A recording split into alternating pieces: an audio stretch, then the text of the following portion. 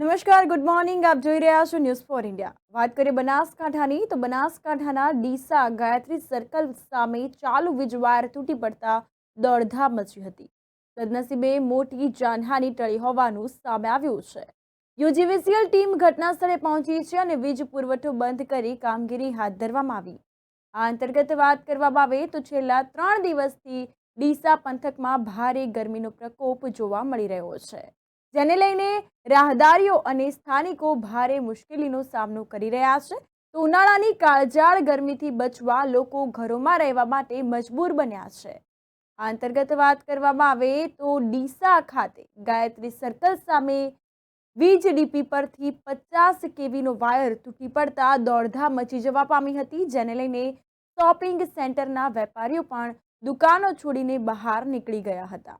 અચાનક જ વીજ વાયર તૂટી પડતા આસપાસના લોકોએ દોડ મૂકી હતી, જ્યારે સમગ્ર ઘટનાના પગલે યુજીવીસીએલ ટીમ તાત્કાલિક ઘટના સ્થળે પહોંચી હતી.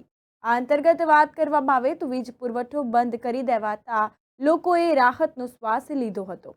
જોકે સદનસીબે મોટી જાનહાની ટળી છે અને આસપાસના લોકોએ હાશકારો અનુભવ્યો હતો.